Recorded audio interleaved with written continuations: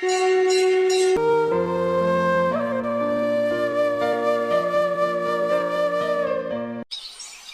नमः शिवाय, ओम नमः शिवाय। जय जय शिव शंकर, जय जय शिव शंकर। जय जय शिव शंकर, जय मेरे भोले भंडारी। ये है सागर और रीना जो कि शिव जी के बहुत बड़े भक्त थे। वो हर रोज सुबह तड़के उठकर शिव जी के मंदिर जाकर उनकी पूजा पाठ करते। एक रोज मंदिर से लौटने की कुछ देर बाद, अरे बाप रे, आज तो बहुत देर हो गई। आज तो वो खड़ूस मालिक हमको नहीं छोड़ेगा। रीना, ओ रीना, जल्दी से हमारा खाना बांध दो भाई। हाँ हाँ आ गई, बस आ गई। जरा भी सब्र नहीं है आप में। ये लो आपका खाना। अच्छा चलो मैं भी तुम्हारे साथ चलती हूँ। मुझे आंगनबाड़ी छोड़ते हुए चलना साइकिल पर। अच्छा ठीक है, चलो फिर। रीना और सागर दोनों साइकिल पर बैठकर अपने काम पर चले जाते हैं। सागर एक ढाबे पर खाना बनाने का काम करता था, जबकि रीना आंगनबाड़ी में साफ सफाई का काम करती थी, जहाँ उसे मुश्किल से 3,000 रुपए महीना मिलते थे। इस तरह मिलजुल कर दोनों अपनी जिंदगी की रेलगाड़ी खींच रहे थे। उधर कैलाश पर्वत पर बैठे बैठे भगवान शिव का अचानक सर दुखने लगा, जिससे वो अपना सर पकड़कर बैठ गए। क्या हुआ महादेव, आपने सर क्यों पकड़ रखा है? पता नहीं पार्वती, सर दर्द हो रहा है और शरीर भी गर्म है, बुखार जैसा लग रहा है। लाइए मैं आपका सर दबा देती हूँ। फिर माँ पार्वती अपने हाथों से शिव जी का सर दबाने लगी, जिससे उन्हें काफी आराम मिला। सचमुच पार्वती, तुम्हारे हाथों में तो जादू है, जादू। अब काफी आराम लग रहा है। इधर कुछ देर बाद सागर ढाबे पर पहुँच जाता है। क्यों सागर, कहाँ रह गया था? आज तो पूरे 5 मिनट लेट है। अगर रोज ऐसा ही चलता रहा ना तो मैं तेरी तनख्वाह में से काटना शुरू कर दूंगा, समझा? नहीं नहीं मालिक, माफ कर दीजिए, आगे से ऐसा नहीं होगा। सागर अंदर चला जाता है और झट से खाना बनाने की तैयारी करने लगता है। सागर बहुत ही अच्छा खाना बना लेता था। दिन से ही उसके यहाँ लोगों की भीड़ लगनी शुरू हो जाती थी। अरे सागर भाई, 1 प्लेट कढ़ी चावल लगाना, और मेरे लिए मखनी दाल और नान।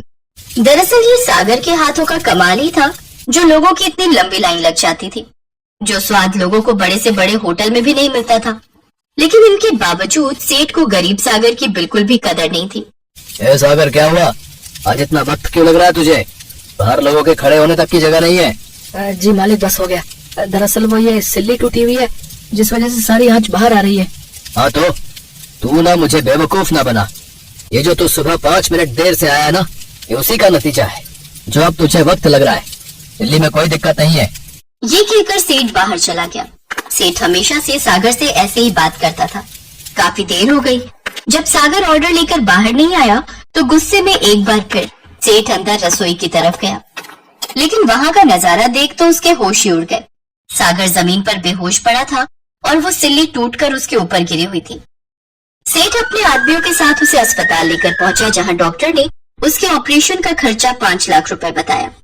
5 लाख का नाम सुनकर सेठ उसे वहीं छोड़कर लौट आया। रीना को जैसे ही पता चला वो दौड़ी दौड़ी अस्पताल पहुंची, जिसके बाद वो बहुत रोई। उसके पास कोई चारा नहीं था, कोई उसकी मदद नहीं कर रहा था। वो थक हार कर शिव जी के मंदिर पहुंची। हे शिव शंकर, मैंने और मेरे पति ने हमेशा आपकी पूजा की है। आपने हमें जैसे रखा हम उसी हाल में खुश रहे, पर आज मेरे पति के ऊपर ऐसा भारी संकट आ गया है जिसे आप ही दूर कर सकते हो। मेरे पति की जान बचा लो भगवान, मैं आपसे विनती करती हूँ, मेरे सुहाग की रक्षा करो प्रभु। भगवान शिव से प्रार्थना करके वापस अस्पताल लौट आई। रिसेप्शन पर उसे बार बार पैसा जमा करने के लिए कहा जा रहा था, ताकि मोहन को ऑपरेशन जल्दी से जल्दी हो सके। तभी एक सेठ हॉस्पिटल में आते हैं। डॉक्टर साहब कहाँ हैं? मेरे पति की तबीयत बहुत खराब है, बोल रहे ठंड लग रही है और बुखार भी चढ़ रहा है। आप इन्हें वहां लिटा दीजिए, मैं डॉक्टर को बुलाती हूँ। ठीक है, आप जल्दी से डॉक्टर को बुला लाओ। सब कुछ ठीक है, आपको तो कोई प्रॉब्लम नहीं है? लगता है आपको कोई चिंता या कोई परेशानी है, जिस कारण आपको तबीयत खराब महसूस हुई, वरना आपकी तो सारी रिपोर्ट नॉर्मल है। कितनी बार कहा है चिंता कम किया करो, पर क्या करें, चिंता करना तो इनकी आदत है। आपको क्या ही बताऊं, ये तो पूरे संसार की चिंता अपने ऊपर लिए रहते हैं। अच्छा, पर चिंता के साथ साथ अपनी सेहत का भी ख्याल रखना चाहिए सेठ जी।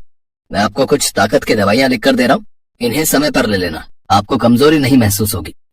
अच्छा, धन्यवाद डॉक्टर साहब। डॉक्टर साहब, वो जो पेशेंट एडमिट हुआ था उसकी पत्नी पैसों का इंतजाम नहीं कर पा रही है। पैसों का इंतजाम तो उन्हें करना ही होगा। बहुत बड़ा ऑपरेशन है जिसमें बहुत खर्चा आएगा। ये बात उनको समझनी होगी। वैसे भी पहले ही बहुत लेट हो चुका है। हम उनके पति के ऑपरेशन में लेट नहीं कर सकते। तभी रीना रोते हुए आ जाती है। डॉक्टर साहब, कोई भी मेरी मदद नहीं कर रहा। मुझे कुछ समझ नहीं आ रहा, मैं कहाँ से पैसे लाऊं। मेरे पति को बचा लीजिए डॉक्टर साहब। हे शिव शंकर, मेरी मदद करो, मेरे पति को बचा लो।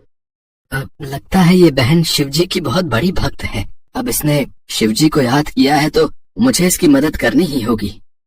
मैंने कहा था ना, पूरी सृष्टि की चिंता इन्हें ही रहती है। भाग्यवान, मेरे बैग में जो रुपए रखे हैं वो इस बहन को दे दो। इसके काम आ जाएंगे। इसे पैसों की बहुत जरूरत है और मेरी तबीयत तो अब ठीक है।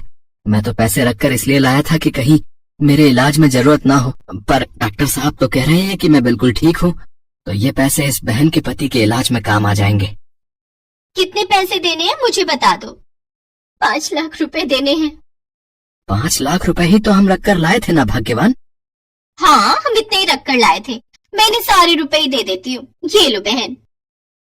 जैसे ही सेठ सेठानी रीना के हाथ में पैसे देते हैं, वो फूट फूट कर रोने लगती है और सेठ सेठानी को धन्यवाद देती है।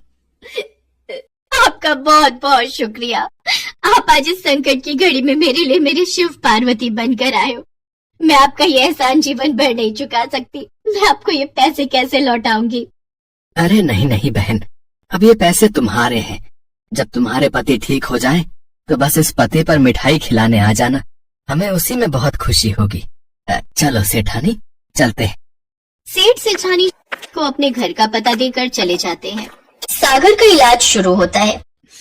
ऑपरेशन सफल रहता है। कुछ दिनों बाद की तबीयत ठीक हो जाती है और वो घर आ जाता है। उस समय तुम्हारे ऑपरेशन की घबराहट में मैंने वो पता लिखा हुआ पर्चा इसी बटुए में रख लिया था। इसी में सेठ जी के घर का पता लिखा है। उनके घर का पता। फिर हम दोनों उनसे मिलने चलते हैं। सचमुच उन्होंने हमारी कितनी मदद की। कोई इतनी मदद नहीं करता। अरे, इसमें तो शिव मंदिर लिखा है, जहाँ मैं रोज पूजा के लिए जाती हूँ। इसमें तो और कुछ लिखा ही नहीं है। ऐसा कैसे हो सकता है जी? शिव मंदिर? वहाँ तो हमारे भोलेनाथ और माता पार्वती का वास है। इसका मतलब भगवान शिव और माँ पार्वती हमारी मदद को आए थे सेठ सेठानी के रूप में। वो हमारी मदद के लिए उस दिन मरीज बनकर हॉस्पिटल में आए। मैं सब समझ गया, ये सब भगवान शिव की ही लीला है। हाँ, उस दिन जब वो हॉस्पिटल अपने इलाज के लिए आए थे, तब वो यही कह रहे थे कि उन्हें पूरी सृष्टि की चिंता है। ये सच है, उन्हें पूरी सृष्टि की चिंता है जी। उन्होंने उस दिन मेरी प्रार्थना सुन ली। सुनो जी, हम बच्चों के साथ शिव मंदिर चलते हैं, मिठाई खरीद लेंगे। भगवान शिव ने बोला था कि जब तुम ठीक हो जाओ तो मैं उनके पास मिठाई लेकर जाऊं। की आंखें आंसुओं से भर आती हैं। वो भगवान शिव के मंदिर जाते हैं और मीठे का भोग लगाते हैं और अपने जीवन में आई खुशियों के लिए भगवान शिव और माता पार्वती को धन्यवाद कहते हैं।